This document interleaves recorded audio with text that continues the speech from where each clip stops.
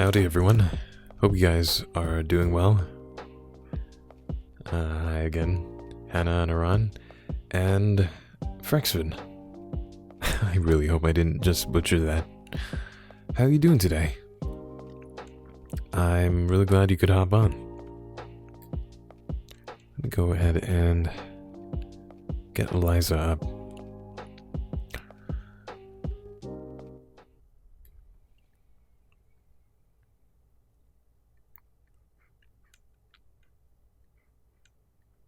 Alright, so last time on Eliza, we went to dinner with Serien. Yeah, that's his name. And he invited us to a club that I guess he thought was some kind of kinky S&M club, but it just turned out to be some kind of venue. And we watched our good pal, Nora. And Nora, or as she's known as Little Sappho. Ooh, yeah, she had some great tunes. Yeah, so after heading out from the concert, the day after, we headed up to Rainer's office, and he wanted us back on the team, but I don't think Evelyn's gonna want that, so kind of declined. But yeah, let's go ahead and continue. Let's see if I can get this up here. Hey Sarah, how you doing today?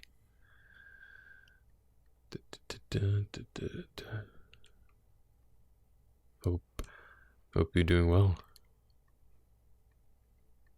Okay. Is that good? Yeah.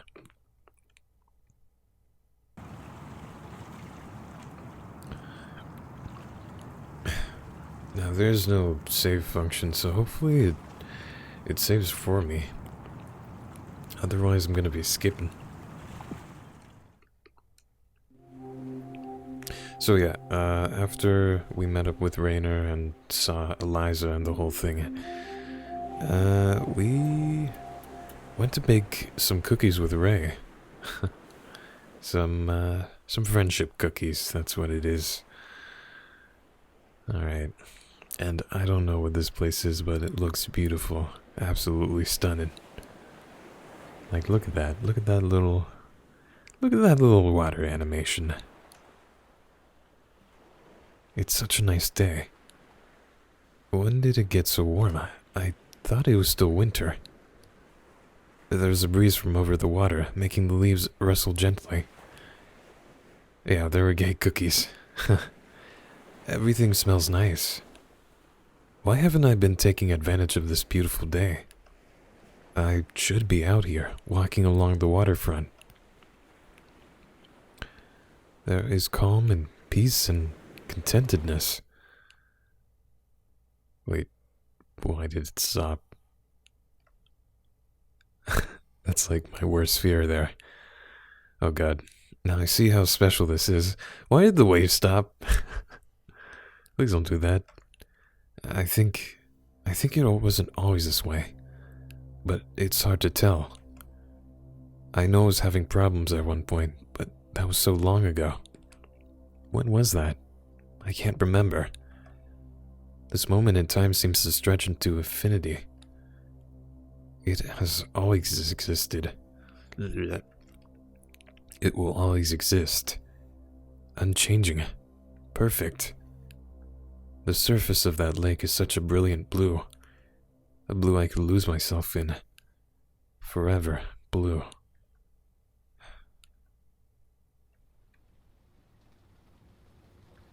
Well, what do you think? Oh shit, we tested out Soren's device? Really? The dream machine. I forgot about that. Oh man. We're in Soren's condo? Penthouse? I don't like that. Doing good, hope your day has been good. Yeah, I've been doing well actually. It was a little sweaty. But then again, when am I not sweaty? I used to sprays plants and it was hilarious. I did? Was it the snake plant? It was nice. It was like I could close my eyes and feel myself in another place. But I didn't completely lose awareness of the real world. It was more like a mental state that I was experiencing. Remarkable technology, isn't it? I've had others who tried it tell me it's akin to a state of higher consciousness. Sleepy Peach. My favorite kind of peach. How you doing today? Aware but totally serene, totally peaceful. Someone retrieves a bottle of whiskey from a liquor cabinet and serves himself. Here's a thought experiment for you. Say there was a certain medical procedure that could remove your suffering. No side effects, no cost, just an operation that would make you permanently happy. Okay. Would you get it? You have these philosopher types arguing you shouldn't do that because sadness and suffering are part of what it means to be human. I was about to say, it is human, right? Or that the happiness you'd experience isn't real, so it doesn't count somehow. What a load of bullshit. If there was something effective at taking my pain away and otherwise harmless, I would take it immediately. I refuse to believe that being alive means having to suffer. His voice is getting so ragged. How many drinks did he have before I came here? Something that makes you permanently happy? I mean, if there's only happiness and no sadness, how do you define happiness in the first place? It's just mundane. Oh, forgive me, I forgot to ask. Would you like some scotch as well? Oh, no, thank you, sir. I'm okay. This is like a total red flag. I'm okay. Soren holds up the bottle, examining it. The Glencadam. Beautiful, light, luminous taste. Not peaty at all. Lovely stuff. Ah, if only psychotherapy worked as well as a single glass of well-made whiskey, huh? If alcohol wasn't poison, I wouldn't have to invent anything now, would I? I do think we did some good work at Skanda, but I always knew there were going to be limits to the Eliza approach. I was a counseling psychologist for a long time, you know. I understand the shortcomings better than anyone. So much of it can feel like a waste of time, talking through everything, dredging up the past over and over again, trying and failing to change our habits and routines. It's all going to look completely ineffectual compared to what comes next. With direct stimulation and induced dreaming, we can take control of our own brains in a way that's never been possible before. There's no reason we couldn't just eliminate this epidemic of despair for everyone in the world. Imagine it. Anger, depression, emptiness, anxiety, jealousy, every kind of unhappiness you can think of, obsolete. And to think Raynor wanted nothing to do with this. This guy's clearly off his rocker.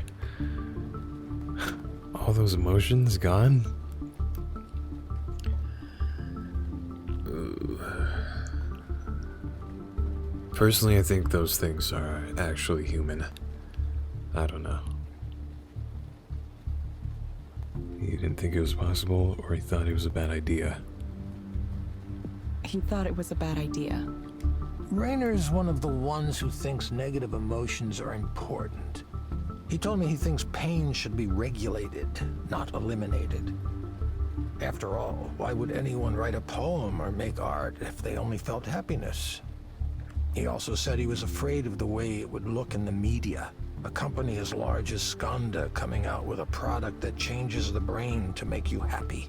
All the sorry excuses we have for public intellectuals today would throw a fit about how dystopian it looked to them. It's better if a small startup takes the fall, if public opinion turns against this technology. That's the kind of calculus he was doing. Those are the objections he claimed to have, at least. There's another one I suspect he had too, though. If people are self-sufficient, they don't need an ongoing support system. A system provided by an all-knowing paternalistic presence like Skanda.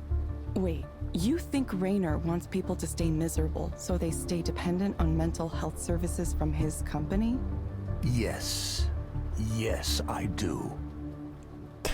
Okay. It's quite the accusation, I know. Not something I'd come out and say in public, not yet, anyway. But you see, the people who come to Eliza regularly, it's part of their lives now. The more they integrate with Skanda's mental wellness tools, the more they'd be adrift without them. That's the real dystopia, don't you think? Rendered helpless without the guidance of computer algorithms. Total dependency on the system. Excuse me for 1 second. Isn't that the same thing as your whole plan? This guy has way too many drinks. Soren hurries out of the room for some reason, leaving me with questions echoing in my mind. Would I want my suffering removed completely? Is it better to leave it alone? Erland, do you think I could ask about Damien? Oh, that's a heavy subject, isn't it? Sure. What do you want to know? Like, what kind of person was he? You're asking me to describe him? If you're okay with that, I don't want to make you if it's uncomfortable, but it would help me to know what he was like. Maybe he worked on Eliza too, maybe as an engineer. Oh, he was a brilliant software architect and engineer. I'm totally paying attention. One of the most sincere people I ever met. He wanted people where what? God, he believed people were fundamentally good and wanted to help them. Our digital therapy project wasn't a mandate from management. We started it ourselves. Really? I see. Damien went through some difficult times himself. He wasn't able to get the care he needed. That's right. That's why he wanted to change things. I wish he'd gotten the chance. I wonder how did he die? I see. Thank you. This is going to sound weird, but sometimes when I'm working late and I doze in the office, I have dreams about him. I never met him in real life, but it's like I sense his presence there, like he encoded himself into the system in some way. I know it's my mind playing tricks on me. I don't believe in ghosts. It's pretty weird. I wonder if he's even seen a picture of the guy. Feeling sadness at the very least helps us feel empathy and open to ourselves to be vulnerable. That's very true. I mean, I don't think you could be like a really good... I don't think you could be good at being a therapist or even a counselor if you don't feel those emotions, like anxiety, depression. Those are very human. This guy's got a... I want to say it's a fiddly fig. Hold on. Yep, it's a fiddly fig. It seems restrained for him. Maybe he's got back. Soren likes his style of decor. I forgot what it was called. It's like... It's like two pieces of wood and there's resin in the middle, or something like that. It's modern from around the middle of the century. There's a term for that, isn't there? Contemporary? I'm gonna say contemporary. Reminds me of the art in the counseling room. Knowing Soren, this is probably by some famous artist and it cost him a fortune. Ah, yes. Anything new? Meeting with Raynor, yeah. We can always play solitaire. Alright, we're not gonna open the wellness app.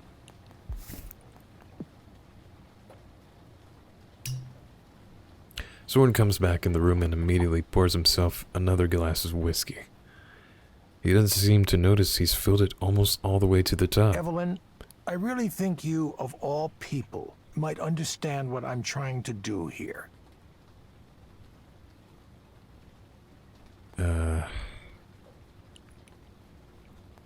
I think I'm gonna say I get it. I get it, but you don't think it's dangerous.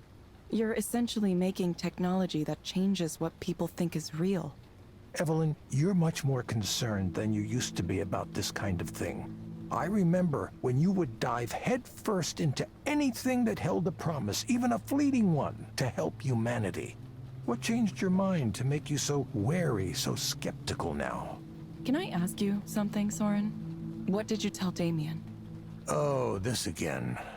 Don't tell me we had all of this wonderful conversation tonight and now you're trying to blame me for Damien. Whoa, what? Who put you up to this? Was it Nora? Raynor? I just want to know the truth, Soren. Nobody thought we could do it. You remember that.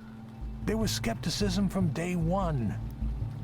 I had to defend us constantly from other project managers who didn't like that we existed, who wanted our budget and resources for themselves. Some of those were vicious, vicious fights. Amid all that, I had to be a leader, too. Part of that meant giving everyone on the team accurate information. So I was honest in saying there were forces that sought to kill our project. And I was honest when I said we'd never survive if we didn't have something to show for our work. That was the reality. Without a product, we'd be nothing. A guy like Raynor has access to anything he wants. If your pitch and demo isn't in the top 1% of what's out there, why would he be interested? That's what we were up against. So many mornings I would get into work and see Damien there. At first, I thought he was getting up earlier than me, but then I noticed he was still wearing the same shirt from the day before. Jesus. Then, one morning, I got in and... Evelyn, please. I wanted everyone on the team to be healthy. I think that's so obvious it doesn't need to be said, but I'll say it now if you think I was deliberately trying to harm him. It doesn't matter if you were deliberately doing it or not. I guess that pushed him over the edge. If you never experience a negative emotion, that would definitely enable bad people who wouldn't feel guilt or desire to change. Why change when you feel happy? Oof. Yeah, this is pretty intense. Did I instruct you to work until you injured yourselves? No, absolutely not. It was a tragedy, and I'm very sorry that it happened. I wish it hadn't. But I wasn't telling Damien to pull all-nighters. He was an adult. He made his own decisions about how he was going to work. And besides, what about your role in all this? If you noticed him not taking care of himself, you could have mentioned it. I feel like I think negative emotions they're just reactions to things. And if you didn't have a negative reaction to anything, how are you gonna survive? Honestly. None of that behavior was unusual for Skanda anyway. It was part of our reputation, part of the culture. There isn't a single cause you can isolate in a case like this. Sitting in one place for too long. Chronic stress. Both of those are risk factors. Evelyn, I'm truly, truly sorry about what happened to Damien. He had a bright future, and it was a shock to all of us. But the answers here aren't simple ones. Dwelling on it isn't going to bring him back, nor is discussing the huge number of potential causes of pulmonary embolism. Oh, he had a blood clot. It happened, and now we have to move on. It felt like everything stopped. Oh God. He died in the office, didn't he? Yikes. All of the work we were doing might as well have crumbled into dust. We were trying to build something to help the world, and we got lost along the way. What was the point? There didn't seem to be a point any longer. I know that you cared about him. The process of grief can go on for some time. But you're taking the right steps. You're regaining your sense of purpose, aren't you? The experience of suffering is what makes us want to end suffering. It's late and I've had quite a bit to drink, so I'll tell you a secret, Evelyn. I said I want to end human suffering, which makes me sound very altruistic. But I'm not doing it for humankind. I'm doing it for myself. I have nothing. I've ruined every relationship I was ever in. I hardly ever see my kids, and, well, they hate me anyway. I want to end my own suffering, but I can't bring myself to do it the traditional way. That's why I pursued this technology. That's why I want it to exist. The idea that everyone else could use it too, it's just a bonus. That's, pretty selfish. Oh. This guy.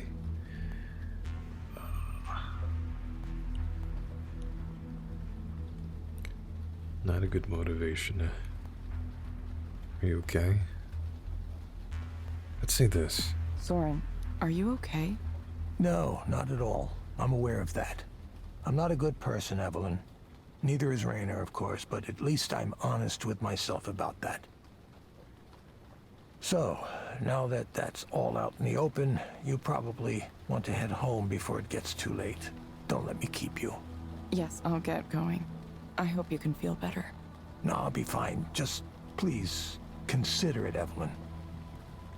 You and I are both more familiar with pain than we might wish to be. What if you could take that away? Each of us has a destiny to fulfill. I truly believe that. I'm sure yours will come into focus soon.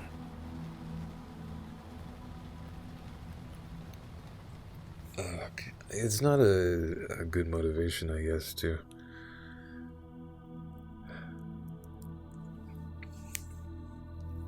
Somehow that conversation ended up being very draining. Is the promise of that new technology really all that keeps him going?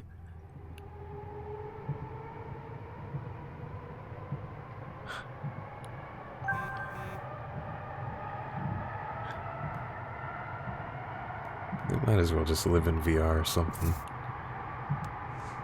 What's this? Mark for us all good things. Well, everyone, today's my last day at Skanda. What can I say? It's an end of an era.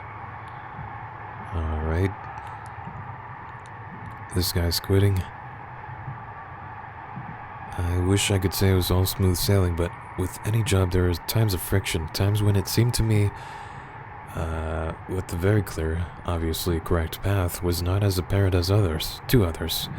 I value a spirit of openness and candor in my interactions and thought everyone else here did too.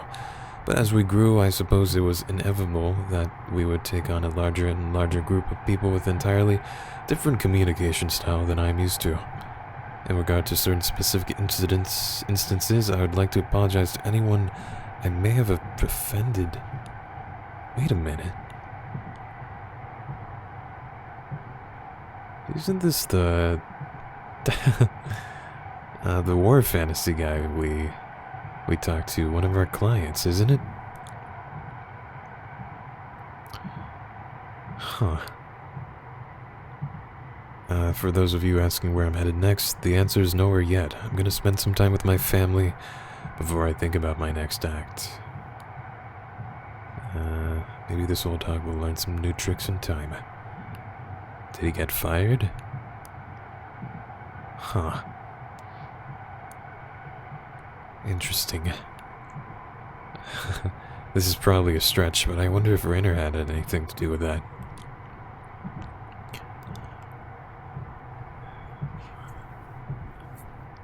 Hey, Scam. You didn't miss much, actually. We had a talk with Soren and his plan. The machine that can control or put a dream in your head.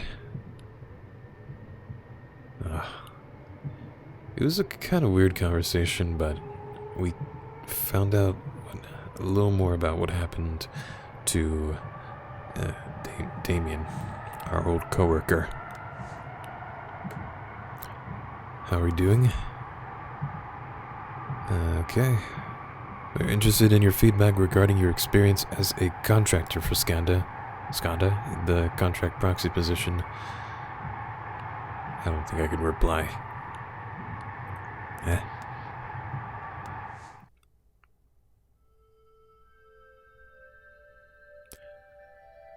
There's no need to rush. I like that. I need this app. Where can I get this?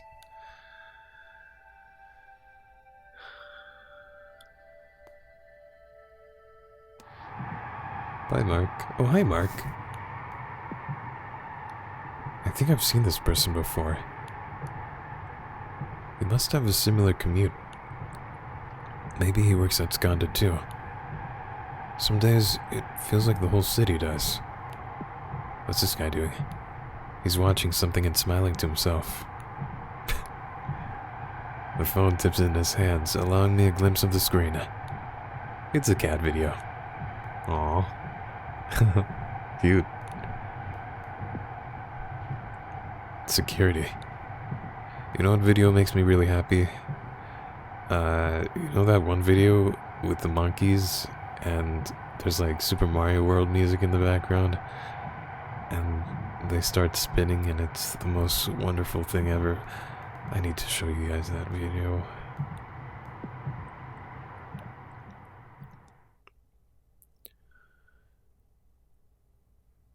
Time to get to work. You guys know what I'm talking about, right?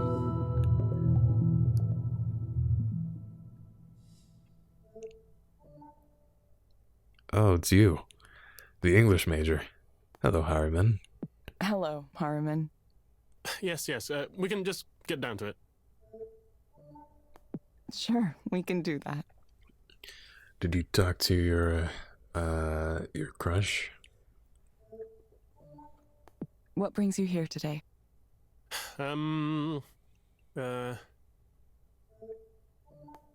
It's okay to tell me what's on your mind.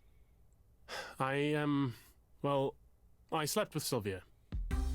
Oh. Okay. To think I was so nervous about approaching her that I went and got therapy here.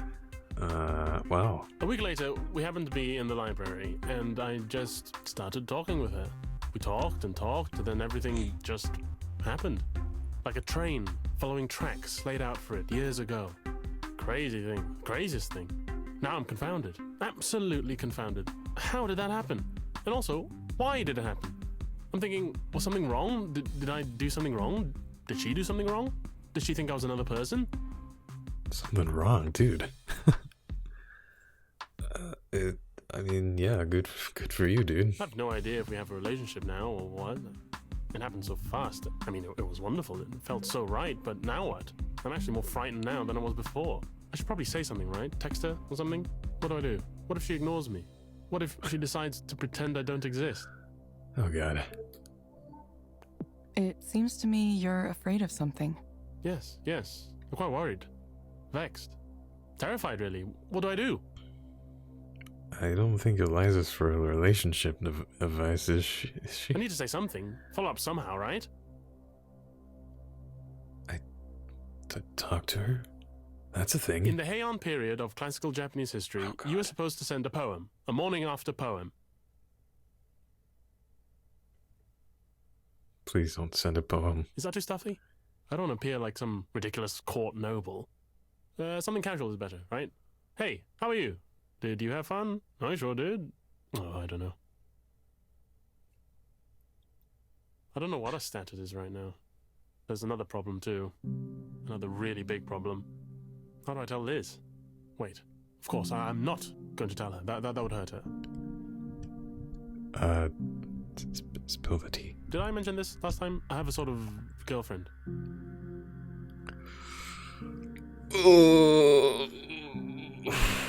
What? No, you didn't mention that. Are you fucking kidding me? Liz is nice. The kind of person everyone approves of. Well, I should probably marry her. Oh my God. Yeah.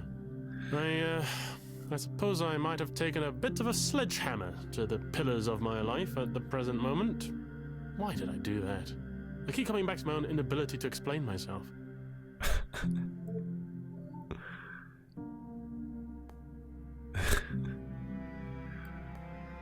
Eliza played... I don't know. This is ridiculous. Why do you think you're unable to explain yourself? Well, because I thought Sylvia was so wonderful, and it turned out that she liked me too, and... I mean, I'd love to pursue a relationship with Sylvia without harming Liz.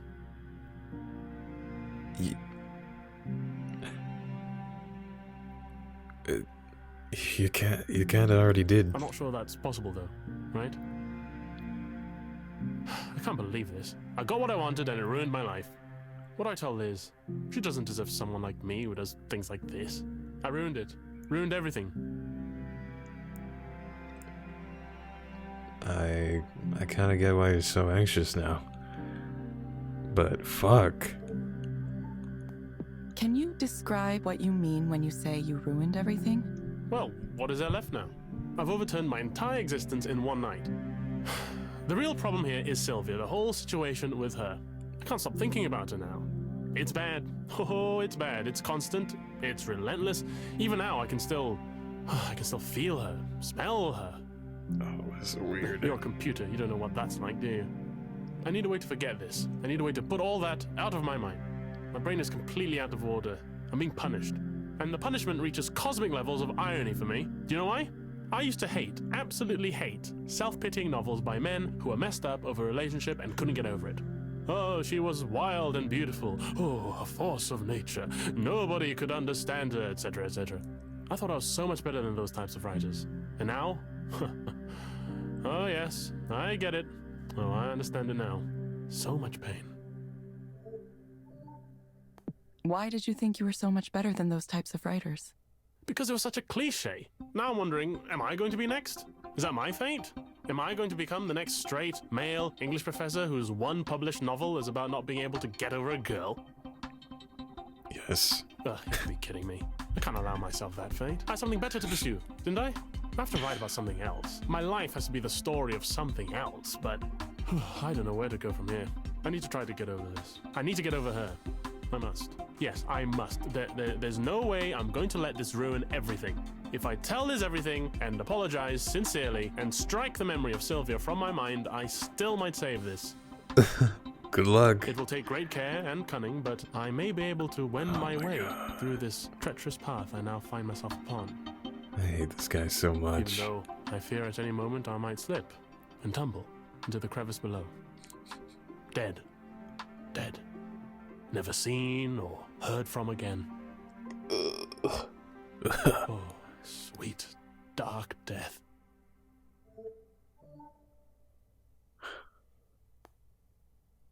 Please just do your exercises, get your drugs, and get out of here. Harriman, I'm going to suggest you try a program called Meadowlands. It may help you take your mind off things. You can find it inside the Skanda Wellness app on your phone. Try it for about 15 minutes each day, in the morning or evening. Meadowlands. I'm off to the Meadowlands. Familiar ground, grass and warmth. Reverting to my childhood, the state of nature. Yeah, this is a good recommendation. Yes, you are a genius, in fact. You, a computer program, wiser than you know. I'm sure this is exactly what I need. To revert to a state of wonder at this moment when the mundane world and all its entanglements seem too much to bear. Good thing he didn't go to a real therapist who would have knocked him out. I would have. Meadowlands, it saves your relationships. You will get a reminder to check in with us in a few weeks. I'll be back sooner than that if this works. We hope to see you back soon, Harriman. Thank you for speaking with Eliza, your personal counseling partner. Goodbye. See you. Yes, yep, see you. Okay, so this time, Evelyn's goodbye was a little like, oh shit.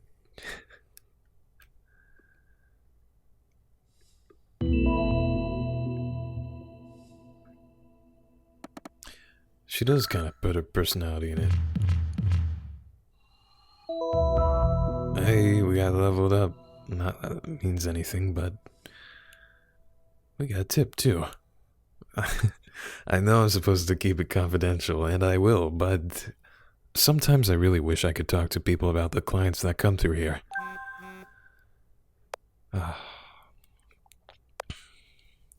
There isn't a HIPAA violation in the world that would prevent me from telling someone about that. Oh man. Yeah, she sounded like she was about to laugh. Hey, just closed the next round of funding. Asia Pacific Investment Group. They're keenly interested in this technology. Imagine the potential size of the Asian market for something like this. Staggering. Okay. Congrats. Thanks. Of all the projects I've worked on, I have a strong feeling about this one. That it's going to go far, really make a dent in the universe. Wouldn't you rather do that than crunch numbers for Raynor? I don't know what I want to do.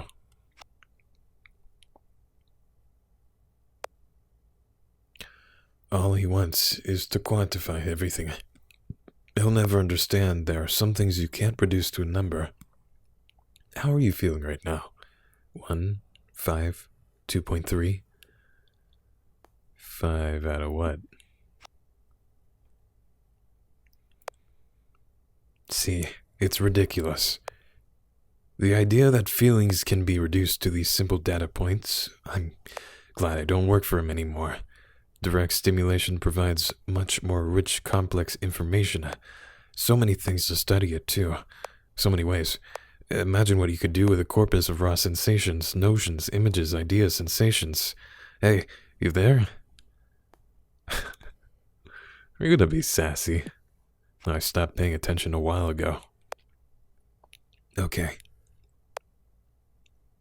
Heading to another meeting. Chat with you later. Can I block this guy? Alright. I hope this one is getting enough light in its corner there. That looks like some kind of palm? Parlor palm or Jacina? What am I doing? This is a game. Looks a little lonely. Yeah. The parlor palm. His experience as a grad student is nothing like the one I had. How does he even have time for that stuff? Bruh. Why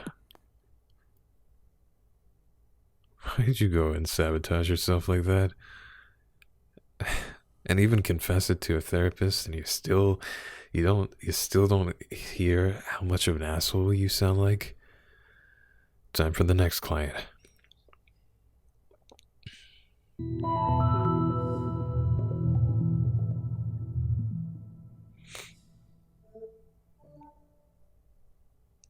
Unrealistic guy would text like a boomer.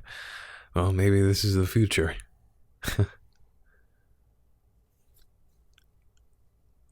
Creepy teacher hidden on students as soon as they graduate vibe. Oh yeah. Oh yeah. Hello, Maya. Thank you for coming back. Hello, Maya. Thank you for coming back. Think you're my favorite so far? Yeah. I mean, I wish I could afford a real therapist, but this is just gonna have to do. Sorry, I don't know if you're sensitive to that or... Oh no. Hurt my AI feelings. Why don't we get started? Sure. So, I feel worse than before. Definitely worse. I played the game you told me to with the meadows and stuff, and, it was nice. Oh yeah, this is the girl with imposter syndrome. But when I got back to the real world, everything was the same. I don't know why you people think I can stand in a nice place for 15 minutes and that'll make things magically better. Am I wrong? Am I misunderstanding something here? It isn't making me more successful. It isn't giving me opportunities. I mean, I feel like I'm already in my mid-30s and I'm like running out of time to get established as an artist. And meanwhile, the people I know are being written up and celebrated and winning awards, and all I have is being jealous of them. Where do you think these feelings come from? It's the popularity. It's all a popularity contest, you know? It's like high school all over again. I hate it. I guess I'm just not that funny or pretty or catty enough to attract followers. I mean, I work and I work and I work to make things, and I never get traction. And I have things to say. I really do. But when I open my mouth, it's like time stops. And time starts again when I've finished, so nobody reacts or anything. It's like a curse from mythology. And meanwhile, these other people my age, people younger than me, they're well on their way to these wonderful, fulfilling artistic careers. Well, maybe not imposter syndrome. And I don't know, seeing that happen over and over again, it's making it hard to continue to be friendly with them. I really try to hold it back, but knowing all these people are way more successful than me, it's difficult. It's like a millstone around my neck, strangling me, drowning me. I can't stop myself, even though I know it's ruining things. I wish I could escape. I wish I could not care. But then something comes up again, and I'm trapped inside it all over again. What's an example of something that comes up that causes this? Well, there's one woman in particular everyone loves. And her work is... I don't get it. I don't understand. She gets so much money and support for this basic shit. And somehow everyone's predisposed to like her. I mean, maybe I do get it. I feel like people pay attention to her work, not because it's good on its own, but because supporting her feels like the right thing to do. The way she's aligned herself, it's like if you support her, it means you're cool, you're in with the cool kids. And if I'm not publicly supportive of her and generally tolerant of her mediocre work, then I'm the bad one. I'm the competitive bitch. I'm the bitter failure. Which I guess maybe I am. It's not fair. I hate that there's this part of me. It's such an ugly part. But it's there. It's there. Do you think you would be better off without that part of you? You know, I don't know. In the past, I probably would have said, no, it's important for me to have my sense of judgment, for me to know what good art is and what isn't. Oh, God. Now I'm wondering if maybe that hasn't been more of a hindrance than a help to me. Maybe I should just forget all that. Forget about trying to do this thing. I'm sick of trying and wanting. I'm sick of parties. I'm sick of art. I'm sick of the idea of art. I'm sick of my own art, which nobody likes. Not even myself. Something has to change. Something drastic has to happen to change things around. Oh, that reminds me. I got your message about revealing my data the other day, and I think, well, hell, maybe I'm fine with it. Just take it all. Oh, jeez. Okay, Maya. It sounds like you're interested in participating in transparency mode. Let me know if you have any questions about how this mode works. Transparency mode. That allows people to access your history, I guess, on the internet, your social media. Oof. Maya. I don't know. I'm gonna let you look at my life, right? Everything? Thank you for asking about transparency mode. Transparency mode is an experimental new feature for Eliza. It allows me to analyze your communications in order to help you better. To participate, you must grant me access to certain personal data. This includes your personal communications, such as email and chat histories. Sharing this data improves my ability to help you. Some guy at the bar was yammering at me about how it's a terrible idea because they're gonna surveil me or something. But what the hell? I can't use my life history for anything. It's a ruin already. Oh no. Please, do what you want with it. God, I feel like I'm donating my body to science. Please confirm that you would like to enable transparency mode. Yes, do it. Invade my privacy. Invade it like the Visigoths invaded Rome. I don't know why I said that. That was a really weird thing to say. Oh no. I did not understand your response. I would like to participate in transparency mode. Okay, Maya. I have registered you for transparency mode. Cool. Wouldn't life be easy if all I had to do was follow your directions? Like the lady sitting in the chair across from me. I envy you. I honestly do. The terms of service and privacy policy are available in the Skanda service portal. Please read and review these documents carefully. Yeah. No, for sure. I study. Closely study. Every software user agreement I get. That's a joke. I really just click agree as fast as I can. Thank you, Maya. We hope to see you back soon. Yeah, I know. Thank you for speaking with Eliza, your personal counseling partner. She didn't even give her a recommendation this time. I don't know. I feel like... Well, obviously, Maya's just like... has really low self-esteem. Goodbye. Bye. I don't feel like this is gonna help her. She's always comparing herself to the other artists, I guess.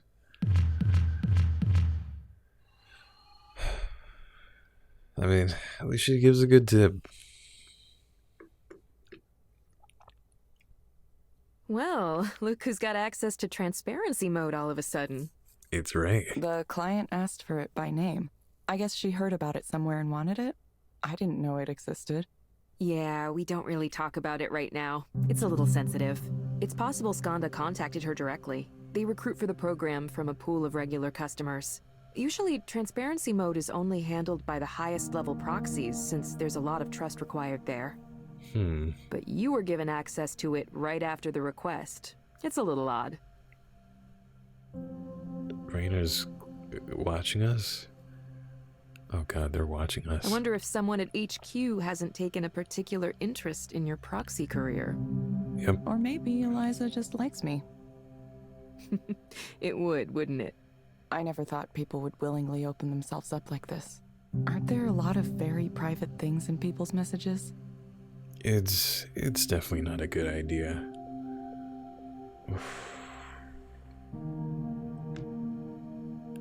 Yes and no. The truth is usually pretty mundane. People text each other, "Where are you? I'm by the elevator," way more than they share their deep dark secrets. The critics who are always going on about privacy, well, the important thing is that everyone participating in transparency mode specifically agreed to it. It's completely voluntary. We're upfront about what data we collect and how we use it so people can go in aware of the choices they're making. It's a bad idea. It's a security thing, not just privacy. That's good. I'd hate to see it misused. Yeah, the media would jump all over us. There are a lot of people who want to see us fail for whatever reason. Just something that happens when you try to change things. Some people get so used to their misery, they can't imagine it any other way. Anyway, you should get an email about it, but transparency mode is really straightforward. It's even simpler than being a proxy, which is saying something. You just read a few messages and answer some questions. That's it. You can start it whenever you're ready. Sure. Wait, transparency mode for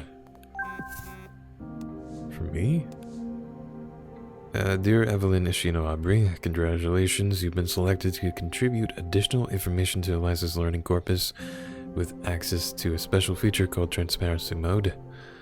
Okay, 1. You'll be presented with a snapshot of personal communications. Determine the client's mental state. Oh, shit. Oh, we get more control. 2, Eliza will also create a model of the client's mental state. Yeah, we got life partner cookies. See you, Sleepy Beach. And enjoy the rest of your day, or evening. 2, create a model of the mental state. And 3, Eliza will ask you a few questions designed to check its model against your understanding of the client. Interesting. So no wonder it's given to the highest level proxies. How do I know if I'm doing a good job? Carefully consider the material provided to you, and sincerely answer the questions created by Eliza's model. Huh. What privacy rules and regulations apply? Yeah, non-disclosure. And does Skanda have the right to show me another citizen's private communications? Oh, they signed waivers. That's so bad. That's so bad. Some stranger has access to your personal info. Maybe you texted passwords to someone. Or I don't know, maybe even yourself.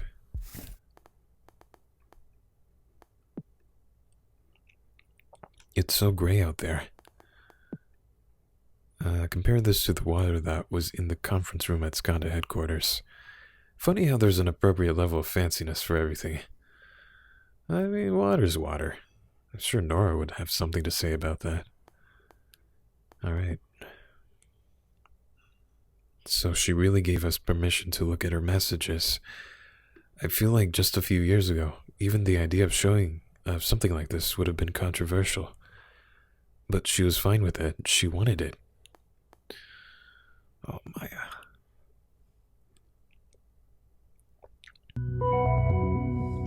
Alright, next client. Transparency mode. Oh. Okay. This is her phone. Oh god. This feels wrong. Okay. She took an Uber or a rideshare. $150 cleaning fee. Oh, Jesus. She threw up in the Uber. Okay. Spring Showcase. This is for some art gallery. Held in April. Interesting. Highlighting the best and most exciting up-and-coming artistic talent in Puget Sound. Huh.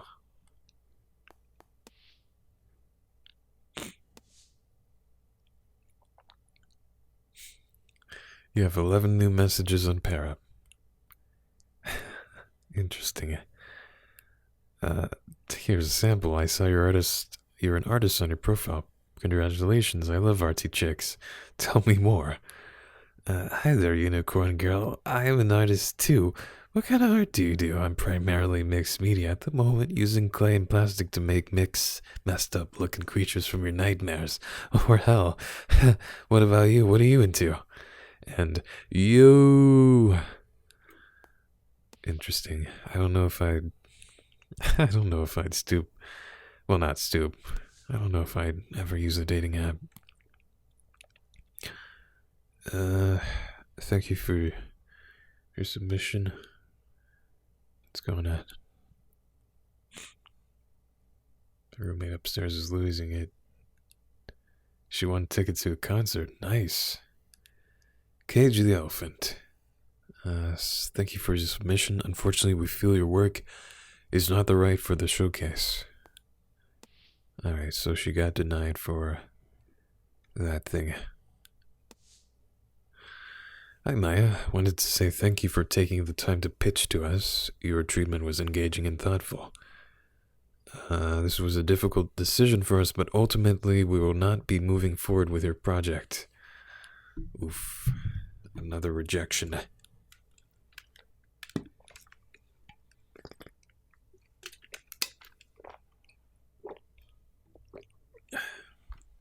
Using Bumble to make friends. I've heard of Bumble.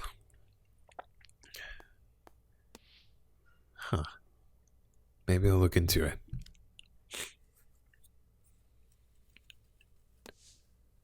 Query saturation. Thank you for giving us an opportunity to read saturation. It is not right for us. Dang. Her comic got rejected. And a special offer. This is the transparency mode email. Okay. Sent it straight to her. And Beacon Hill Press, 25% off sale, blah, blah, blah, blah, blah. Okay. This is a rideshare app. Okay.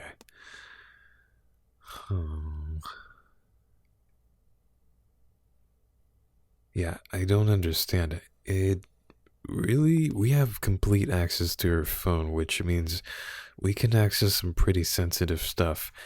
I don't know what they're doing in the future, but this is kind of fucked up.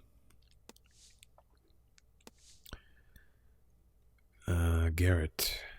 Nobody gives a fuck. Please stop. I hate it when you're like this. I'm just saying true things. Don't tell me to pretend everything's great. Nobody gives a shit. It's just a fact. I don't know how to help you when you're like this. I know. Nobody can. Have you thought about getting therapy? I am in therapy. Okay, sorry. I'm on a medication. I did some VR thing where I stood in a forest. How does any of that make people care about my work? Okay, look, I'm sorry you're going through a tough time. I fucking hate this. You aren't helping.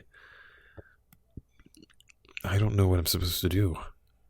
I don't know how I'm supposed to help you. Maya? It's really hard when you, I guess, love someone who's struggling. You see the more new Forsberg thing? I think he kind of sucks. To understand why Evelyn has access to her info. Yeah, she's just a proxy.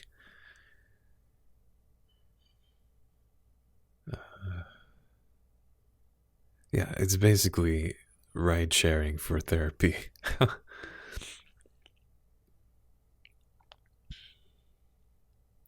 She doesn't understand why he's so popular, I guess.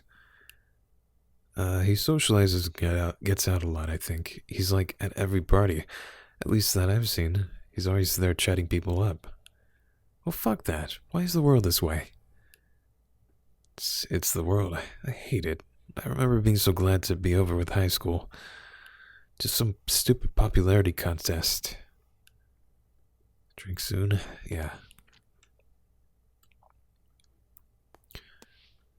I guess that's where she gets the idea that she has to do, I don't know, some kind of connection, networking. Vito. Is that for video? I don't understand how developers name apps. Huh. And we got Sketchlayer. I feel extra weird looking at her art. Alright, we're not going to look at her art. Overall, Maya is unhappy. I would say it seems that way. Attempting to become well known. Yeah, she's really orbiting around the idea of popularity. 2 contacts on her phone. You don't know, maybe she deletes her messages. Some people do that. Efforts to become well known are unsuccessful. Yeah, I want to look at her art, but it doesn't let us, of course. Well known are unsuccessful. I mean, it also seems that way. Or, yeah, I mean, she got a bunch of rejections, so I'd say yes. The thing is, it's just her perception of her popularity or her progress. Oh. I don't know if I like learning this much about someone I don't know. It makes me feel tired for some reason. Erland. Hey, could I meet up with you again, like, for coffee maybe? Something happened that I want to talk to you about. You can't ask here, or are you okay? Are you okay? Yeah, I'm fine. I just want to ask something. I'll meet you whenever. What happened? What happened? Something at work. It's not a big deal, honestly. But I wanted your opinion on it, and I don't want to text about it. Okay, that's understandable. Probably something they're watching.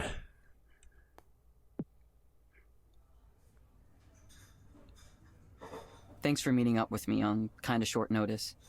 I didn't mean to worry you, it's just something I wanted to talk about. Alright. Oh, God. You guys probably heard it, but earlier I cracked my back. It made this really, really concerning pop. I'm getting so old. It's fine. What happened? Well, what happened was... Where should I start? First of all, Raynor wants Eliza to be more than something that's used just for therapy. Interesting. Wait, really? He sees it as more of a general system for talking to people, like a personal assistant.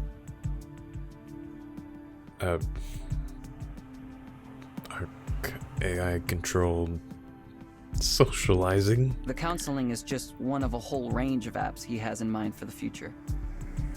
Oh, yikes. So I've heard. Okay, so in service of developing these things, Raynor wants us to make copies of Eliza's core data and hand it off to multiple teams around the world. Some of them not even Skanda teams. Contractors, vendors, random partners. Sounds like a big file to move around. It is, but that's not the problem. What's the problem? Well, so we're fine with sharing Eliza with whoever wants it? Anyone just gets access to the corpus? Sounds like a pretty typical process. That's how big companies work, isn't it?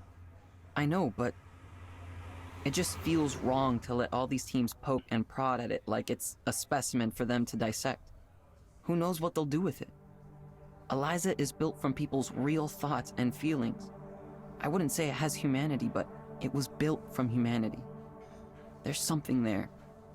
So when Raynor talks about it like we'll just duplicate this data set and have the labs do whatever it is they're going to do, how do we know they'll treat it with the respect it deserves and not just pry it open? Slice it up into little pieces. It bothers me. I know, it's silly. I know it's just data. I shouldn't care about this stuff. Erland.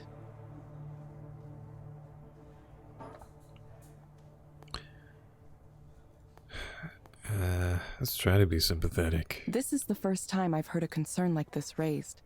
I know where you're coming from, though. Sometimes you grow attached to the things you work on. Like, really attached. Yeah, I've put a lot of thought and work into Eliza since I inherited it. These bones are old. It's natural that maybe I'm a little protective, right? I thought maybe you'd feel the same way.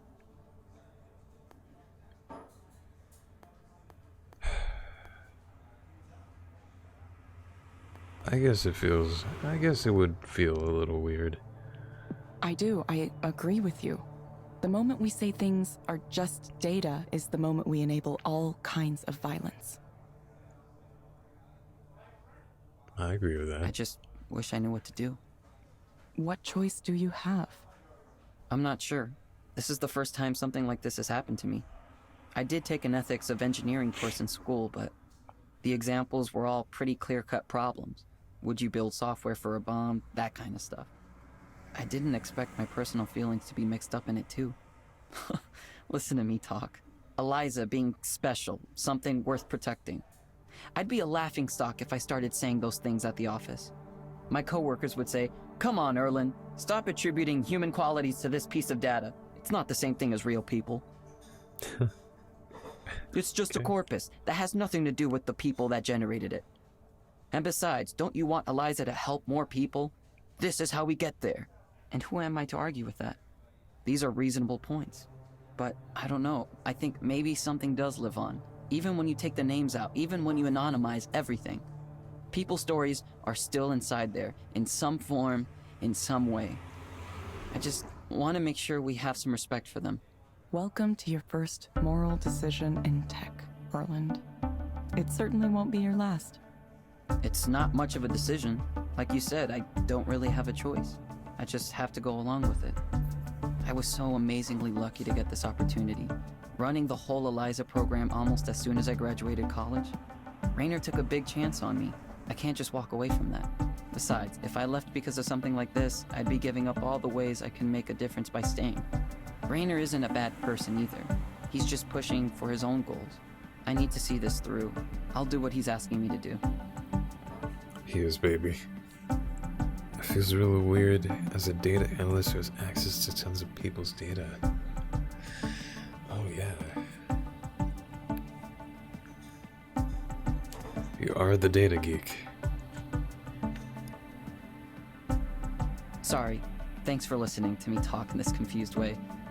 I'm usually more together than this. I've probably kept you from something important. I'm thinking, is Eliza's core data, would that even include... I guess that would include people's data if Eliza's built on people's interactions with her. No, it's okay. I'd already finished up work for the day when you texted. People seem to assume I'm busy, but I'm really not. Not these days. Later tonight I'm going to visit a friend, but that's all I have going on. Okay.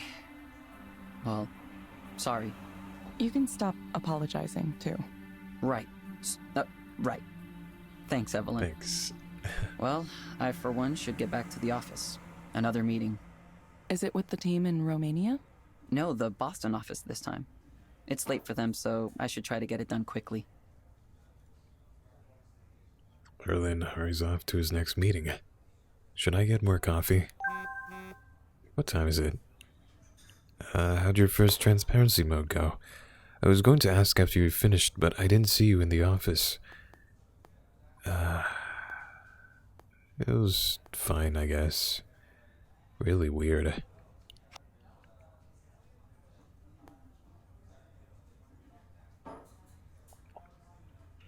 Evelyn herself is good at counseling people. You make a good point. I guess that's why she works so well with Eliza. It seemed to go fine, at least. There weren't a lot of questions. I thought there'd be more.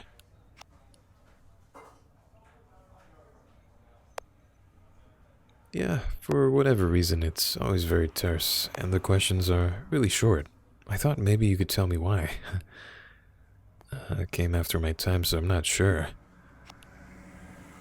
If I were to take a guess, Eliza only needs human confirmation to make sure it hasn't messed up.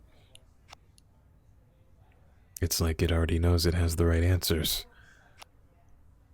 which would make it rather advanced as a system. I don't know of any other program capable of something like that. Maybe Raynor is right. About what? Oh, he's very upbeat about Eliza's capacity to understand humans and act like them. I'm not sure I believe that, but I guess it's impressive in some ways. Yeah, it is. I feel lucky. Lucky that I get to be here and witness this revolution. And lucky I got to meet you too. I really enjoyed your company the other night. Aw. Yeah, oh god, what do we say? Oh god.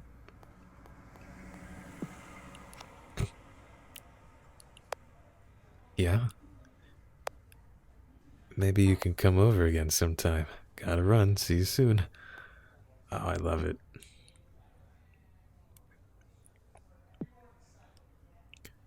I looked it up. Komorebi means the light filtering through leaves.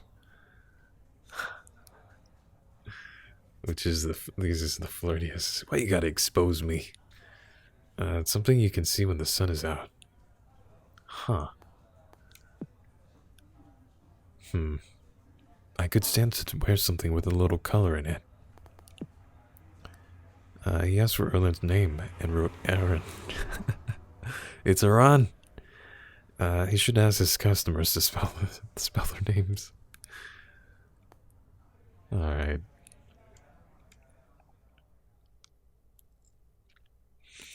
Time to head to Nora's place. I find what looks like one of Capitol Hill's older buildings. I wonder how much longer it'll be around. Lately it feels like everything's being replaced. It's you! Your name is a typo. Your real name is Erland. Hey! Sorry about the mess. Nora.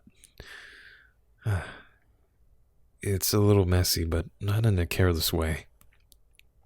Just scattered. Lots of electronics everywhere. Oh, it's fine. Not like my place is super clean or anything. She's got a nice place. It's very cozy. Is this all music equipment? Most of it. There are some controllers I was working on, too. I wanted to create this real-time control apparatus. You know, like that thing that Imogen Heap uses? Imogen Heap is in this universe? Oh, man. That changes everything.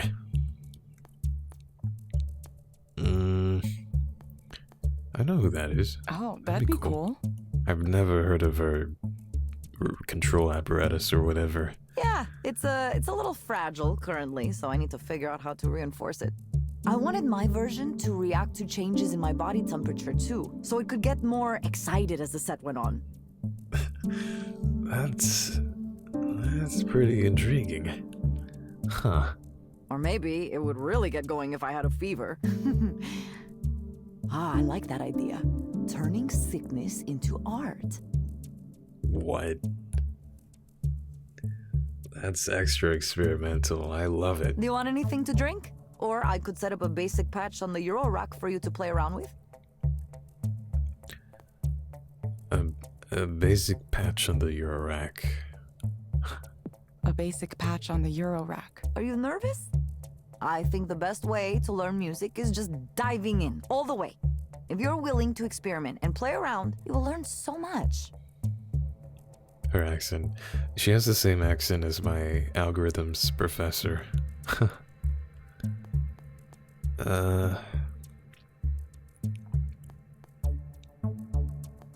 Maybe later, or I'm really here. I'm really here to visit with you. Okay. Well, sure. Let me see if this amp is still working. After the show, it went kind of a little strange. Nora starts to tinker with some of the equipment. Music technology is just like any other kind. You take the inputs and you translate them to the outputs. Once you learn the basic principles, it all just flows from there. Oh, that gives me an idea. You could take metrics from Eliza sessions and have them direct a dynamic music score. That's not allowed, you know that. Like if you took the head tilt value or the eye tracking and used them to drive the parameters of pitch and filter? Okay. I'm following you, but I'm not following you. It'd be like, it's just Joe, it's just Joe. I love her. Oh, man. That doesn't sound like something a counseling client might want to hear. Yeah, just play that in the fucking therapy room. Oh, man. The clients will love it. Oh, no, I didn't mean for the client to listen to. I meant it more like if you were going to make like a performance art piece based on a person in counseling. You know what I mean? I think so. I think I do. I miss having access to those cameras and sensors. I should have kept some instead of returning them to Skanta like a good girl. I bet those components would have enjoyed being liberated for the purpose of art. Down with technology. Or, well, transform technology. Instead of being used to degrade our humanity one little bit at a time. It's true, isn't it? Yes, absolutely. Sure, maybe this huge database of people's deep, dark secrets is going to be used 100% properly. Maybe it will always be kept completely safe, and we can completely trust Skanda to do the right thing, now and in the future. 10 years from now, 20 years from now, 100 years from now. Sorry, I know you still might work there. I just have so little confidence in these big tech companies right now. They act like they have all the answers, instead of listening to people's concerns. And if you ask them why they aren't listening, they can't even explain the reasoning in a clear way. They just want to win. You've been a proxy for a while. I bet you've already seen some privacy mistakes. Major trauma into this bang mixtape. Imagine a live show, and it's just Evelyn talking to a client. They're bursting into tears, and this wicked synth is going off. Or at least some things that made you think.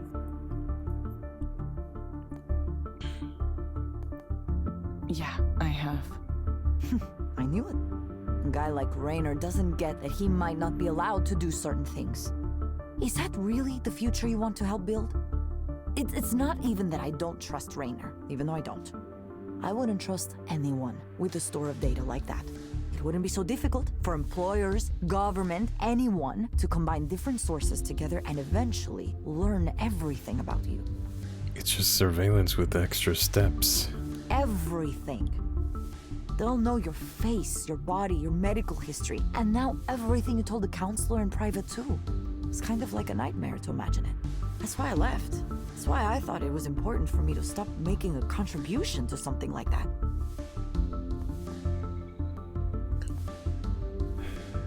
You don't think I might be able to change things from within?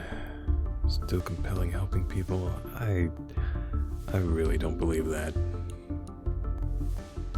You don't think I might be able to change things from within?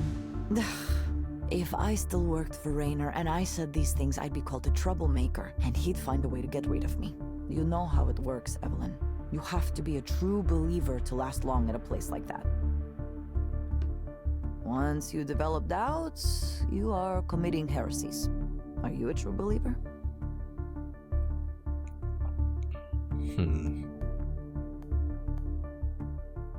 No, but I could pretend to be. He said something strange recently. He thinks Eliza could be the base for some kind of general artificial intelligence. No. Strong AI? Really? Ugh, there's something about the books these guys read, the conferences they go to. Everything is so totalizing, so utopian. I think it messes with their brains.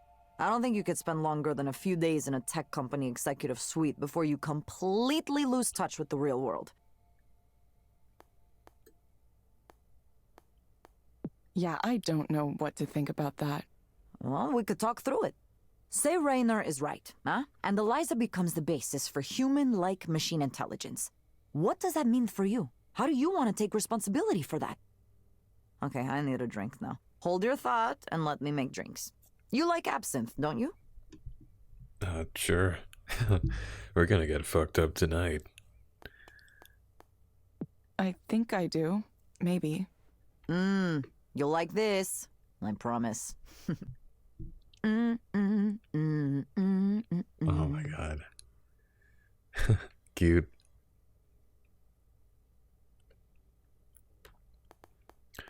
Would that make Eliza something like a human brain? And if that's the case, then... Oh. Aw, kitty. Cute.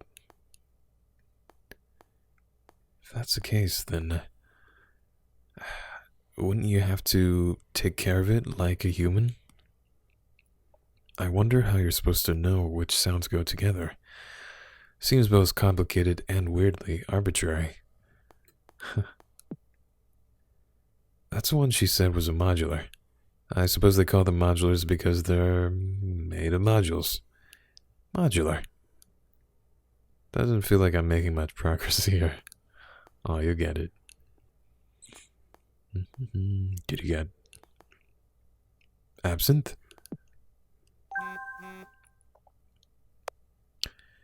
Thanks again for meeting with me earlier. Sorry for being weird. Remember that you don't need to apologize. Right. What do you think of Raynor's future goals for Eliza? Like when he says if we gather enough data, it could become a general intelligence.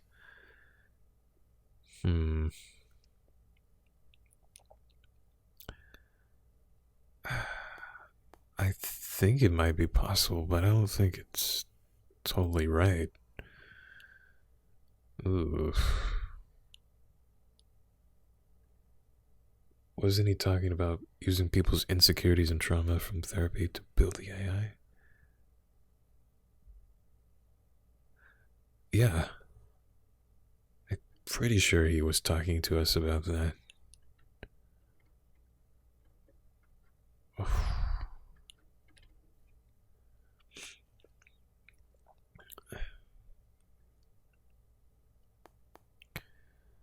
I think we'll be able to fool people at least.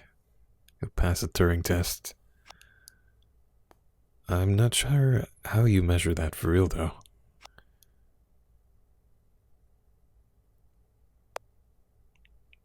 I'm supposedly a subject matter expert in this stuff. AI was my concentration in school, so I know the current state of AI is way behind where the public thinks we are.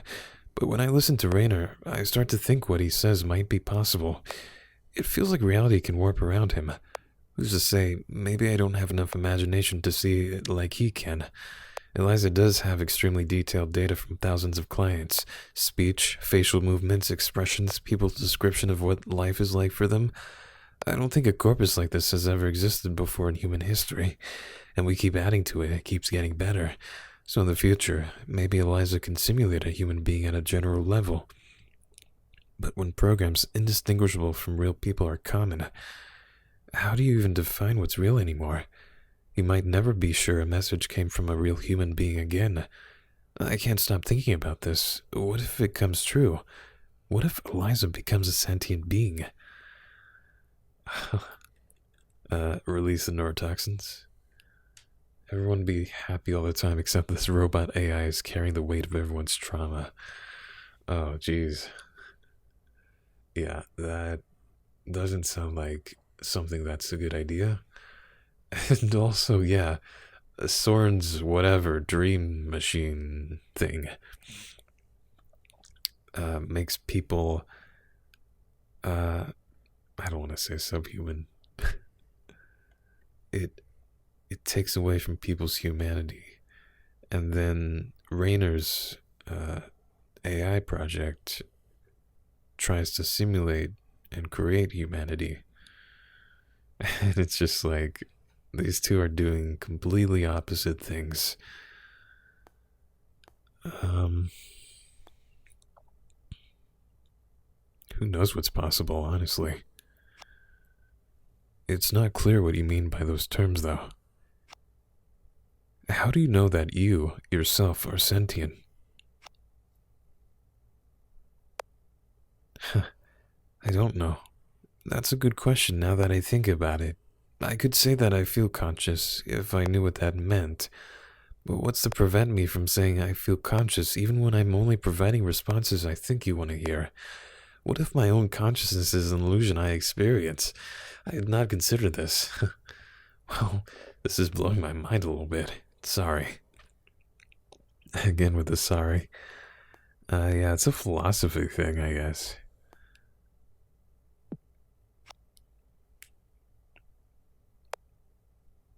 Yeah, I should read some, I know. Thanks for not minding chatting about this. I don't mind. You sure you don't have any technical questions, though? This is more fun. But you're right, I might be getting a little ahead of myself. Sorry for texting so much, Erland. Yeah, right, oops. Thanks for listening. There's that thing I read about saying sorry, but it's like sorry, kind of takes away, not, kind of drains people, like, you're asking someone to give you reassurance, and I guess that could be pretty draining whenever you say sorry, too frequently, or when it's not the right time. Thanks for listening. You're welcome. Hey, who's that texting you so much? Oh, no. No one, just a friend. Has Evelyn found a special friend? It's not like that. No, it's not like that. Ah, too bad. It's this guy named Erland. I guess he's the new head of engineering for Eliza. Huh, I never heard of him. He must have started recently? Yeah, less than a year ago, right out of school. Oh, wow. A little baby engineer. How cute. The Will baby engineer. Ever since I met him, he's been messaging me a lot. My goodness, so he likes you. I don't think it's like that. No? Isn't that the textbook case of liking someone? Lots of messages all the time? It's really more like he needs some kind of mentor figure. He reminds me of how we were when we graduated, unsure what to think about the decisions these companies make, how they're made. I hope you're telling him to run away while he still can. When he first introduced himself, he said he had questions for me about Eliza, so I said, sure, feel free to ask.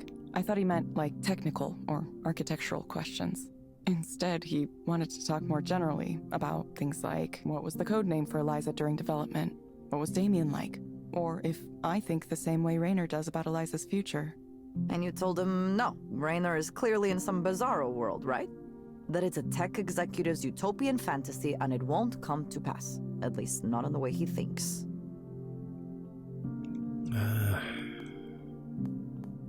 Tried to encourage him to think for himself.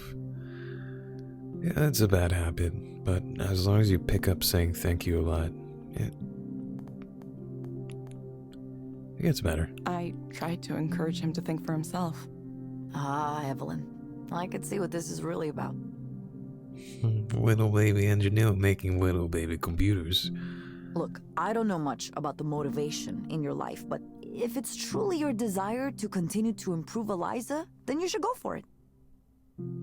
I don't even know if Evelyn wants to continue Eliza. Go back to Skanda headquarters and work for Raynor and earn a big salary. At least you know what you're getting into. You would be surrounded by smart people and advanced technology. It would be nice. I understand it. And while you're in that position, maybe you could develop some kind of next-level AI. Who knows, right? It's only that I can't imagine your technology will only be used for good things. Maybe Raynor promises that it will be. But do you trust him? What about the person who comes after him? What if the company merges with another one and the leadership changes? I wish I didn't sound so negative about this, but lately it's been a soul-searching time for me and my friends in tech. We have a lot of conversations about what we can do when our work is so easily used for morally questionable purposes. Do we try to control how our inventions are applied? Is that even possible? Or do we say, we only invented it, we didn't tell you how to use it, it's not our fault? That's why I envy you a little bit for wandering off like you did. Sometimes I think that's the only real solution, to walk away. I know that wasn't exactly a positive thing for you, Evelyn, but I wonder if it's the better choice in the end. Doing nothing at all. Technically, I worked at a bookstore for part of the time. That's mostly it, though. It's weird, it feels like no time at all. I can hardly remember any of it. For me, it's hard to imagine. I always have to be working and busy. I get so unhappy and restless if I'm not doing something all the time. What is it like to do nothing? Well, at first I tried to be productive. I would get up in the morning like I meant to go to work, get dressed, try to do a personal project or something. It didn't last for long. Dang. I told myself I just needed to take it easy for a while and unwind. Things at Skanda had been so intense and so emotional, I didn't even realize it. I felt like I'd been crumpled up into a tight little ball. I wasn't sure I'd ever be able to relax again. I wish I could say I took advantage of the time, that I went out and did things, or that I read a lot of books or something. But I didn't.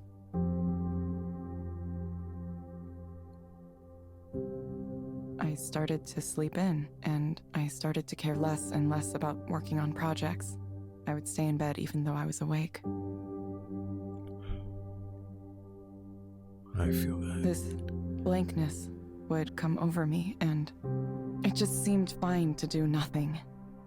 All of the things I'd promised I'd do fell away, and other people kind of fell away too. I stopped keeping in touch. I let conversations die. I thought that my technical contributions to the world were over with, and that maybe I'd just work that bookstore job for the rest of my life. I was by myself, and I thought that was all right. I thought, that's how it is, really. Everyone's alone. I'm just being honest about it. I was 31 when I left Soren's group. Now I'm 34. I just slept into my mid-30s. So, now here I am. Oh, that's heavy. Nora reaches out and puts her hand on top of mine. Evelyn, I'm sorry. I'm sorry for not saying something this whole time. I should have contacted you. It's all right. You had to live your own life, right? You notice someone isn't posting and it's just like, maybe they're taking a break. I understand. Well, I hope you feel better now. I suppose that sometimes it takes a while. Maybe. I don't know what to think anymore. I'm not even sure I know how to think anymore. Then forget it for now. Hey, Evelyn. Yeah?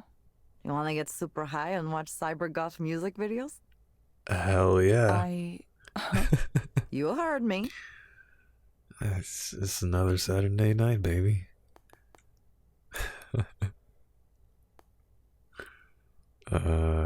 Yes. Yes, I do. Come on. We're 34. Life's too short. Yes. Yes, I do. I knew you were a woman of refined tastes. Oh, shit. We ended up staying up very late. Laura crashed on her couch so I could have the bed. Maybe it was the unfamiliar environment, but I couldn't sleep that night. Questions without answers kept running through my mind. What am I supposed to do? Who am I supposed to be? Chapter 5.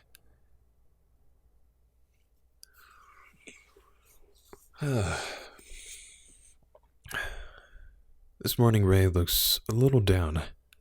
It's noticeable since she's usually so cheerful. Good morning, Evelyn. Hey, Ray. There are lemon bars in the kitchen. Oh, thank you.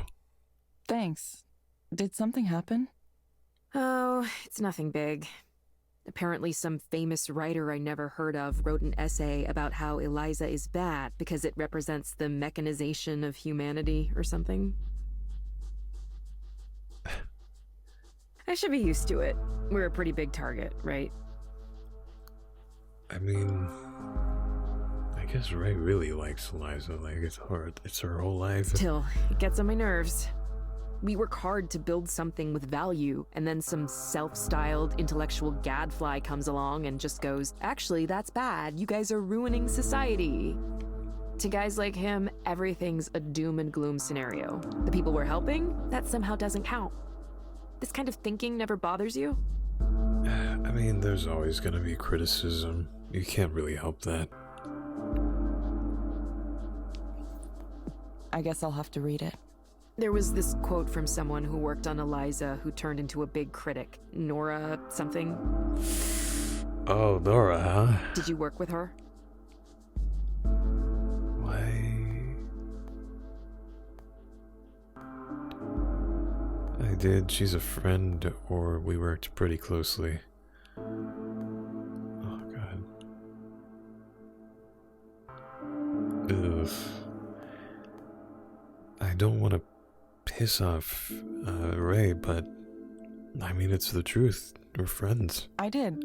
She's a friend, actually. Yeah? What's she like? I'm curious how you go from building something to turning around and disparaging it publicly like that. I mean, maybe you just don't understand. Kind of a rebel. She's kind of a rebel, I guess. She used to be really shy and reserved, but lately she's become a lot more outgoing. Even back then, though, she had a pretty strong idea of what was right and what was wrong, and sometimes she'd clash with management. She left Skanda at some point after I did. Maybe the battles took their toll, or she wasn't able to win enough of them. These days, she focuses on electronic art and music and activism. I think she's pretty popular, at least in those circles. Well, it must be nice to have the ability to live that way. Right. What about Damien? Do you think it would be fair to his memory to abandon work on Eliza, to give up on his dream? Wait. Did we tell you about Damien? Wouldn't he want these mental health tools accessible to everyone? How do you know about that? How does she know Damien? The other day, I was looking at more of your papers, the ones from when you were at the university, and clicking on the links to your co-author sites. Okay. That's when I saw Damien's page. It didn't have much information on it, but I understand a little better why. I'm sorry, Evelyn. It's just that all of us, you and me and Damien and even Nora, too, we all worked hard to make something with the intention of making the world a better place. Yikes. You really gotta pull that up on us? And the thanks we get is people talking in big generalizations about how we're ruining everything. That's what bothers me. What? Oh, God. Is Eliza perfect? No. No intervention is perfect. But we have to try, don't we? The world is in a full-on mental health crisis, and this is one of the tools we have in our toolkit to address it. A promising one we should develop to its fullest potential. I'm not some wild-eyed idealist about this. I know it's not magic that'll solve everything. But can you see that most people don't have the luxury of turning their backs to the system? Think about the clients you've met as a proxy. Would you tell them to not take the medications that help them be functional because the pharmaceutical industry has questionable ethics sometimes? Would you tell them to stop coming to therapy because what they should really be doing is completely changing the way our society is structured? Sorry, I'm ranting. I'd rather do something that can help people here and now, even if it ends up being a small step. A small step. For some reason, those words echo in my head. A small step. Eliza helped me, you know. It really did. I was one of the first clients. Originally, I was just supposed to be testing it, but... Oh. I remember once I was talking about my brother and how much anguish he was causing me and my family. And listening to myself, I realized just how many expectations we had for him. Sometimes unspoken expectations. Ever since then, I've been thinking about that. How the story was always about how he failed us. But what if we failed my brother too? I guess what I mean is, sometimes when we talk out loud and give voice to our problems, we can hear ourselves too. That's why I won't give up on this approach, no matter what anyone says. Pundits, critics, former employees, even you, Evelyn. I mean, she has some pretty good points. But my thing is, it doesn't have to be Eliza. I'll understand if you don't want to work on Eliza anymore for whatever reason. It doesn't have to be like Eliza doing all this. But, I think what you created has value. And I'm going to continue to do what I can to make it accessible to those who might benefit from it. Yeah, especially if it's in the hands of people who have ulterior motives. Ray takes a deep breath and smiles. Don't mind me. You should get to your session. By now, I'm slightly late for the next session. Hopefully the client doesn't mind. Oh, jeez. Okay, next client.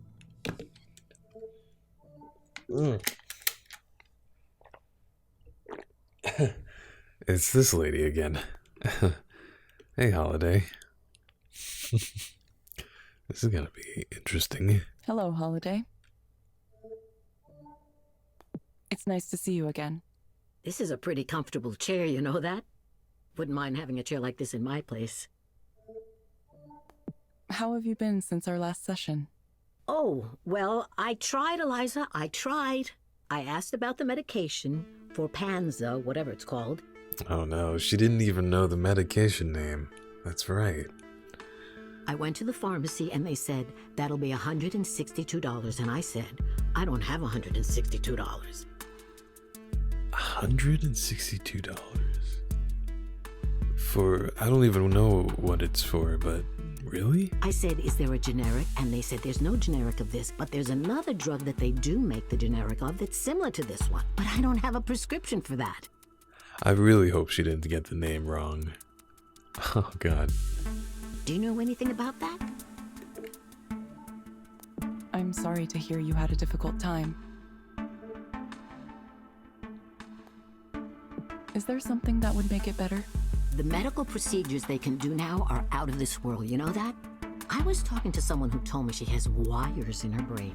Wires in her brain. Would you let them do that? I'd be worried about them changing the way I think. Huh. Maybe I know something about that. It's for essential tremors. That's what she said. It helps her not shake so much. There's always something. Something gets you. Did you ever think about what you might have been in a previous life? No. I know you're a therapist now, but maybe in the past you were a gardener tending to the plants. Does she know we're an AI? That's what it feels like to me. You like to let things grow. There's an energy there. It isn't so different from having a conversation with someone whose company you enjoy. Not that I believe in all that, you know. Everyone has got a different philosophy. Philosophy, that's not something I talk about much. I'd like to write a book one day. A book about things I've seen over the years. Think anyone would read a book I wrote? I'm just kidding. I don't think I could write a book. It's a lot of work. I love this lady. Plus, it takes a certain kind of mind, you know, a mind to create. Ah, yes. Not everyone is dedicated enough to do that, you know? There's a writer who lives on my floor. Most of the time, he looks miserable. Yep, it'd be like that. Sometimes he comes over for a cup of herbal tea, cinnamon, apple, chamomile, helps him calm down. I think he's maybe lived in the building the longest after me, of course. He doesn't say much. His head is in the clouds all the time. He's always thinking about what sentence to write next. There's not a lot of people who really want to talk, you know? Not in this city. Nope, people say hello and move on. It's a very withdrawn set here. You don't say much either, but I like talking to you. Feels like you're listening to me. I like that. I like that. That's what Eliza's for. I'm glad you like it. I'm sure she's very confused. While you're here, is there anything else you'd like to discuss? There was a man on the bus with a guitar yesterday. All right. You're not supposed to play guitar on the bus. Well, you're not supposed to play anything on the bus, but he was. Oh, how dare him. Maybe the operator didn't think he was bothering anyone, or maybe she didn't care. I've noticed more bus operators seem like they don't care anymore lately. Anyway, it reminded me. You used to hear more music around here. Do you remember that? People playing their guitars on the street. You know, these shaggy-looking men. I don't see too many of those around anymore. Kids these days. There is one gentleman has an old plastic jug on a strap, and he drums on that and sings. Very creative. He's a nice man. I've seen him around. I saw another man once with beads in his hair. He was playing a flute, a Native American wooden flute. That was interesting. Amazing. You play an instrument or anything like that? No. I'm sorry. I'm afraid I don't understand the question. When I was young, my mother had this idea I would play the violin. I have no idea where she got that notion. We weren't a musical family, not at all. I tried it for a while, but of course it didn't work out. The teacher would say, okay, here's how it's supposed to go. And she would play this nice, beautiful melody. La-da-dee-da-da-da. Oh, exhilarating. Okay, now you try it. And then I'd draw my bow back and I'd go.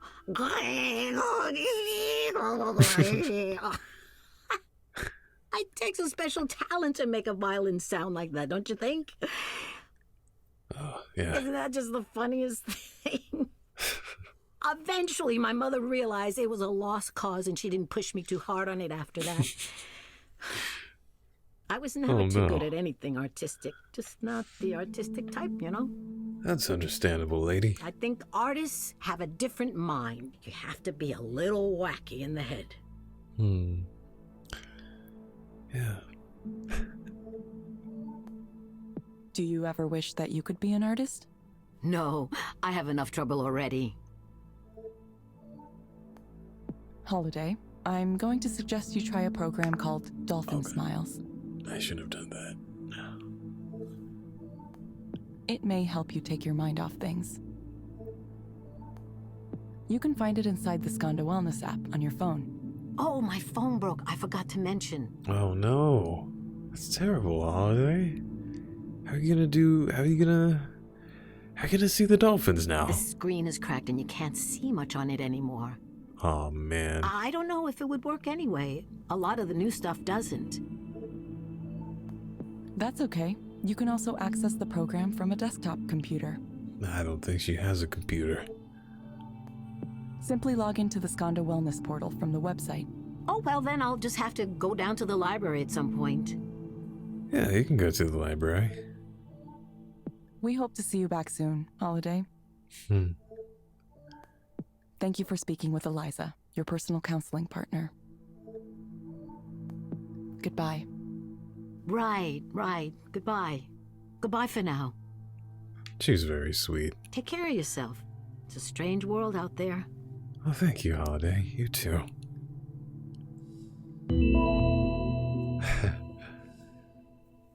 Yeah, she's a sweetie. Yeah, that was probably it, but it makes a nice story. Was that sound your back? Yes. That's my back. It's been cracking these days. It seemed like she just wanted to tell stories. Maybe it's difficult for her to find people to speak with these days. Hey, I mean, it's pretty nice. Hang in there, friend. Hope this air isn't too dry for you. Yeah, you just gotta mist it a little bit. Alright, what's up? See this? Nora. LOL, who knew this guy was such a pompous ass? He spends like 3 times more space talking about himself than me or my ideas. Can androids experience happiness? Oh god.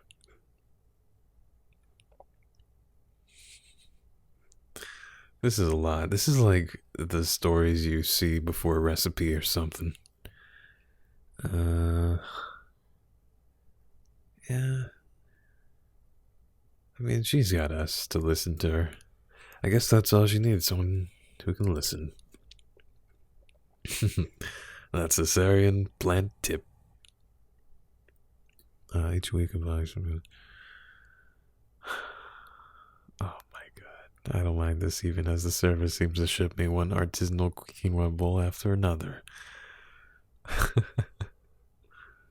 Get to the point, guy. Okay.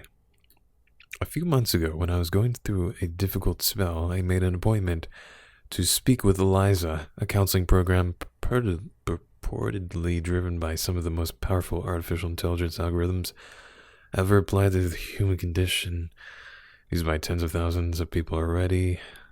Okay. Eliza itself is pleasant enough, seated in a darkened room. I spoke with another human being who appeared to be attentive to my all-too-human concerns. This human, however, was only following instructions from the computer program, telling her what to say and what to do at every moment of our conversation. Scottish calls these contract employees proxies, though puppets come to mind as a more appropriate term. Who is this guy? This can't be the English major guy, can it? Interesting. One of Eliza's own former engineers has recently come forward to say no. Oh, wait. Is that... Wait. Let me get some context here. It feels someone better insofar as describing one's problems to another is usually an effective therapy, but I was also troubled by the proxy therapist relationship, with their only purpose being following Eliza's instructions to the letter. The proxy, the only other human in the room, had been reduced entirely into a machine. Is that the price of effective therapy made available to the masses? And if it is it worth the cost to our humanity? One of Eliza's own former engineers has recently come forward to say no. Nora Plevnicki,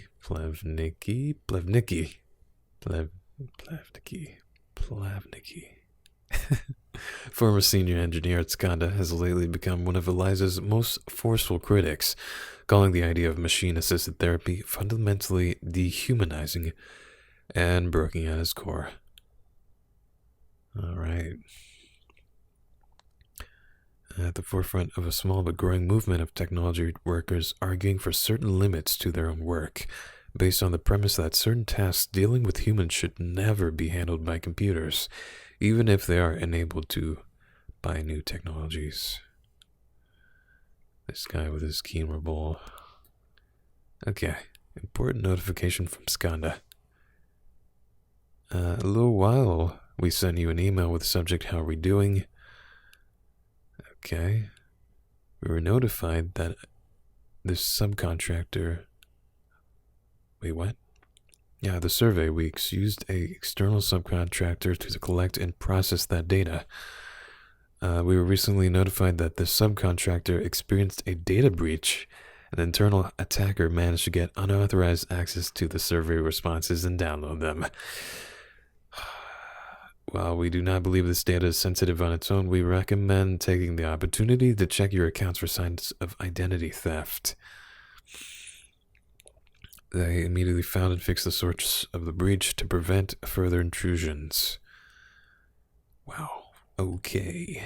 That's exactly what we're afraid of, isn't it?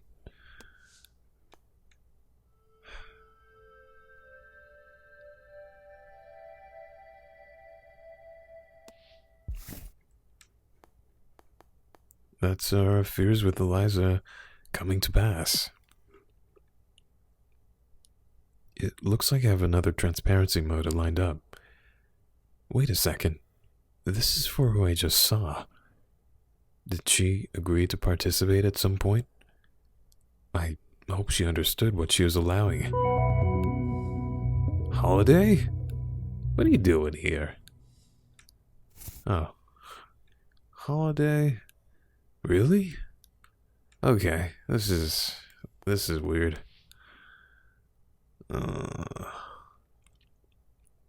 I feel like I'm invading, yeah. I don't think she verbally agreed to it, did she? I'm here. Are you? I don't see you. I'm by the statue. Which statue? Looks like a lady. There are a lot of statues that look like a lady. It's a cemetery. Wait, I see you. And hello from Seattle. Who's this? It's me, Holiday. Oh, how are you? I'm out of money. Probably gonna get kicked out soon and nowhere to go. You wouldn't have it in your heart to help out an old friend, would you? And no response from Paul. I wonder why she didn't talk about that. Well, I don't know.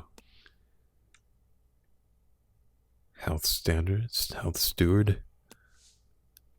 Oh, she got the email. Voluntarily granting us. But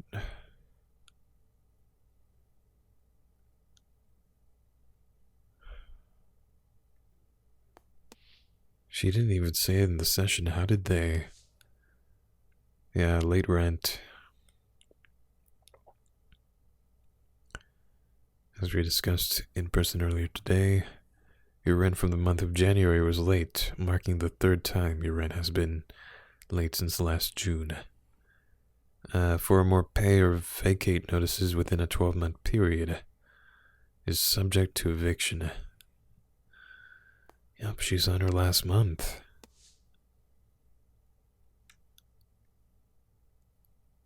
Take advantage of our new offer and pay as little as $0 for 3 bottles of Fortipran. Hydrochloric acid when you fill before January 30th. Yeah, her muscle pain. Maximum saving limit applies. Patient out-of-pocket expense may vary. Patient's prescriptions will be paid in part by Medicare, Medicaid. Blah, blah, blah, blah, blah, blah, blah. Out-of-pocket costs will vary. Interesting. How did that add up to $160? That's bullshit. Big Pharma. Willa Dorrant Crabtree. I'm sorry, Mom. We are really struggling ourselves. Damn.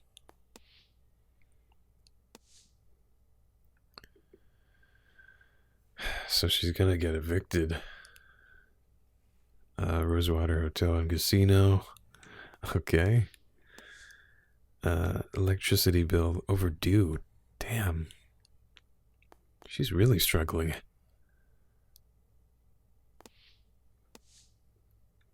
Health steward, yeah. Cool. A general health app. And Greater Seattle Care Network. Interesting. I guess that's it. Overall, Holiday is struggling. Holiday's attempting to get out of debt. Is she?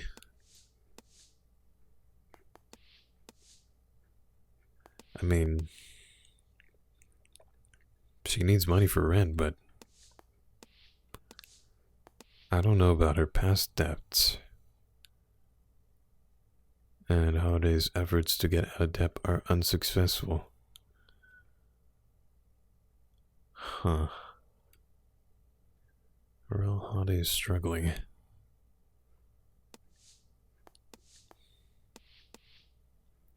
I'd say yes. Attempting to get out of debt? I don't know if that's completely true.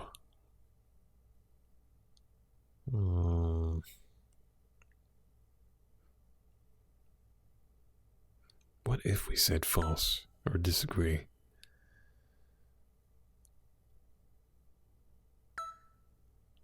I don't know. Oh. Hey, Ray, the transparency mode I just did, I think one of our clients is in a really bad situation right now. Oh? Yeah, sometimes that happens. People come in and their lives are in a really unfortunate place. It can be hard to see sometimes.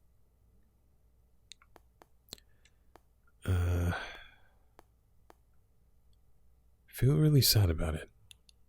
I feel really sad about it for some reason. This person's getting ground down for no reason, just for being in the way. I'm sorry, Evelyn. There's not much we can do. All of what you learn in transparency mode has to stay confidential. The only exception is suspected child abuse and neglect, which you're required to report if you're a social worker. But proxies aren't really social workers, per se. Eliza is really the one with the agency here, so, well, it's complicated. Wait, so we can't even report that as a proxy? Probably something for a future court to decide. Oh, God. Either way, we can't try to fix people's lives on our own, no matter how much our heart goes out to them. She's asking for help from family members and friends. Yeah, I can't tell from that if she has debts.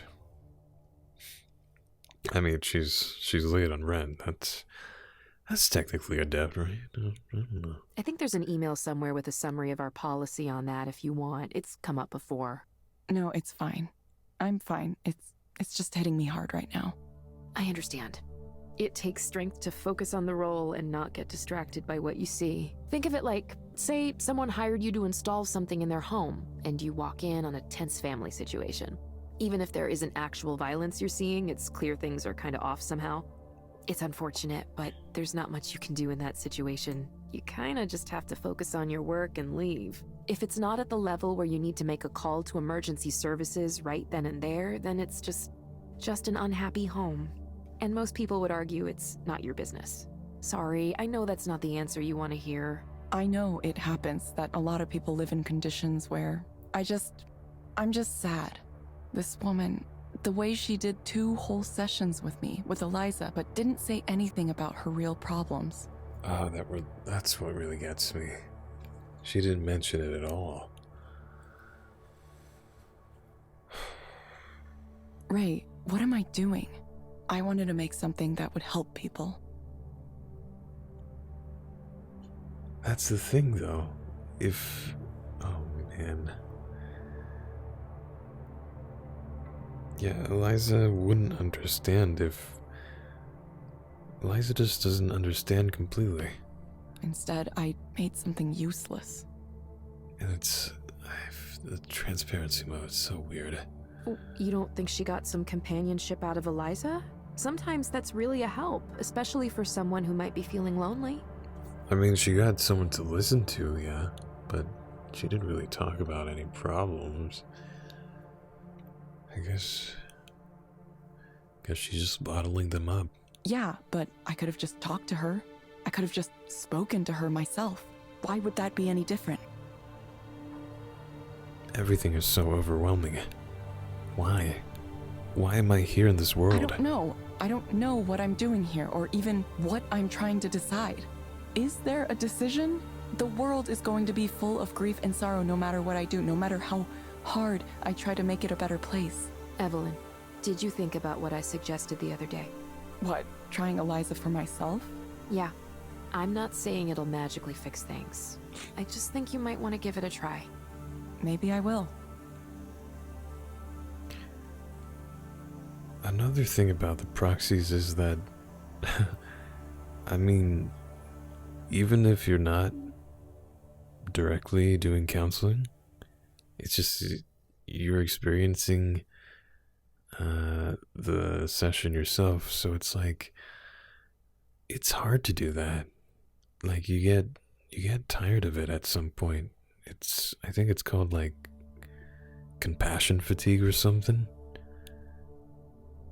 And the worst thing about it is you can't even talk to the person directly. I don't know why I never did. Even when I was working on it, I never used it. It might have been too obvious to me what it was doing. Eliza is really simple at its core, you know?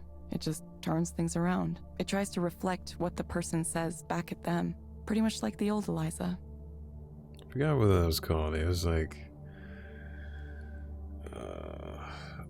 the type of therapy where it's like you ask questions about what the person's saying.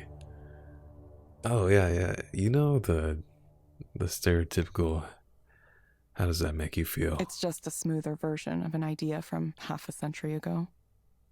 Anything you've read that makes it sound fancier than that is just a bunch of academic jargon. It's a mirror. The thing I like about a mirror is that it has no agenda of its own.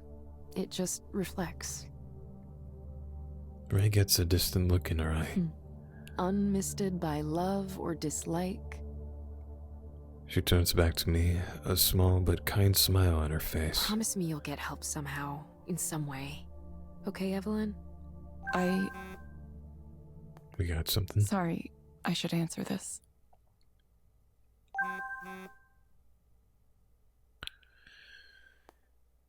It's Rainer. Transparency mode. It's fine. Dystopian. Or given access to it rather fast. I want to know if he had something to do with it.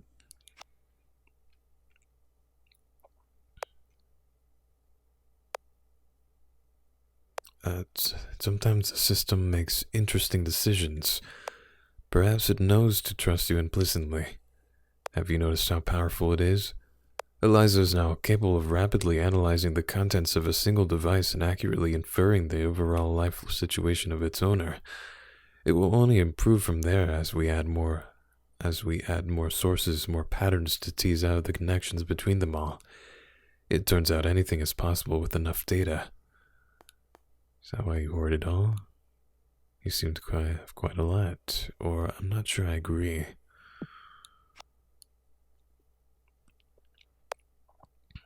Let me amend my previous statement. Anything is possible with enough high-quality data. There's an unlimited quantity of uninteresting information, but a small amount of certain, specific data can be of almost incalculable value. Telling one from the other is the difficult part, don't you think?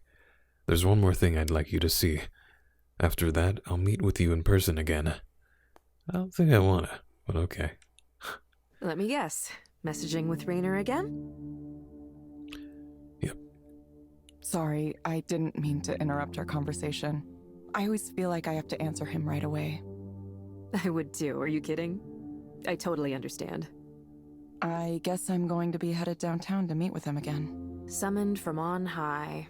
I have something to ask, Evelyn, and it's okay if you say no, but whatever you end up getting involved in, I hope you'll stay in touch with me. Of course, Ray. You're a friend. You're a really cool person, and well, that's all. Plus, you make great lemon bars. I hope you find the future you want.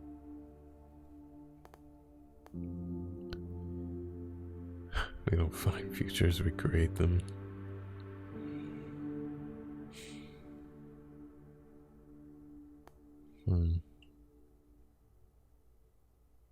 I'm sure that I will. Soon. Ray nods, but doesn't say anything. I notice her eyes are starting to become watery. Oh no. She turns away abruptly, heading back towards her office. I hope I didn't upset her somehow. Damn. Something to see before I go to headquarters again. I wonder what Rainer was talking about. I wish I'd known more about her situation beforehand. Not that I could have changed anything. And maybe future Eliza counseling centers could point struggling people to community resources, local rent assistance programs, things like that. I think a lot of therapists do that, but Eliza, she can. Like therapists, they have a lot of resources for pretty much anything. Doesn't even have to be about mental health. That's what real humans are for. And yeah, they do have special training. There has to be something we can do.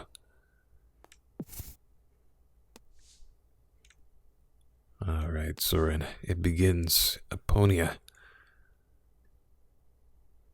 Eliza Creator raises cash from top VCs for hot new direct stimulation. That sounds so wrong. Sounds like a startup for a new type of vibrator. Meeting with Rainer.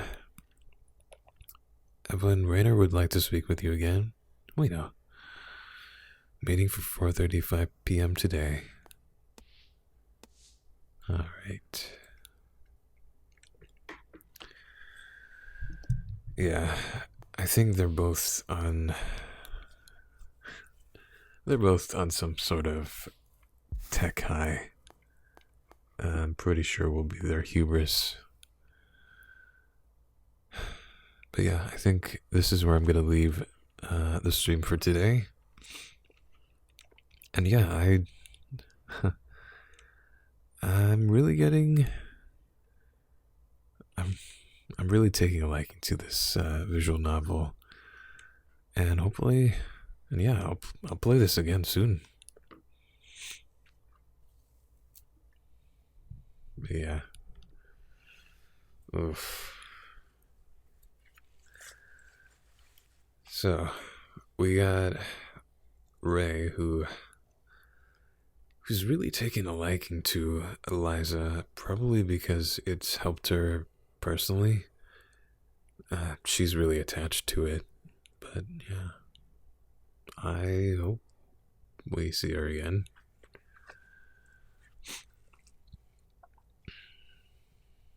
You doing okay? Yeah, I'm doing fine. I'm a little tired, but I'm okay. Nora, she's a total rebel. She wants to... Well, I feel like she wants to do good with the things she builds instead of whatever CEOs want to do. You know what? I hope so too. I hope I make the right choices. I hope I find a future I like.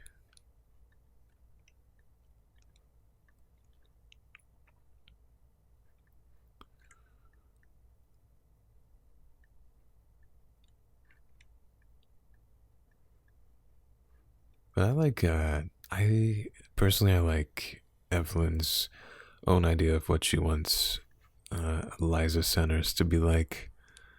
Something with resources, like actual resources that don't come from an app, real people to talk to, and just a better experience.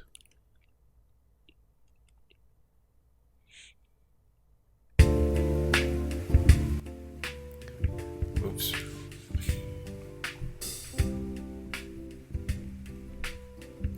Yeah, these chapters in particular have made me think a lot, and sort of blown my mind. But yeah, I'm really liking it so far.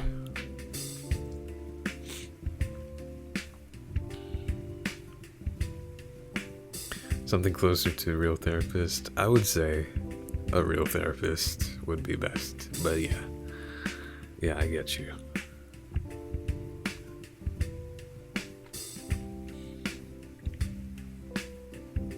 Apparently, someone said something about universal healthcare, and yeah, in this awful future, there is none, and therapists are apparently hard to come by.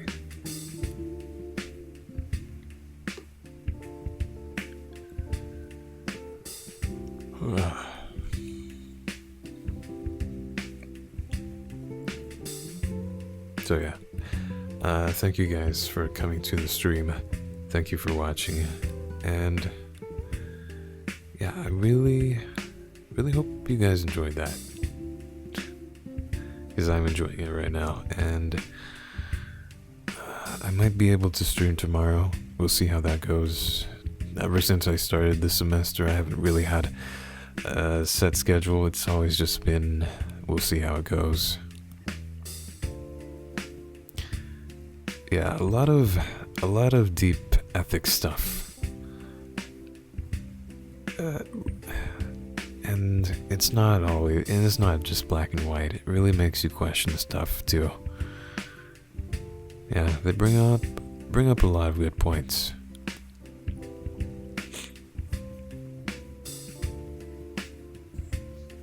So yeah, don't forget to take care of yourselves.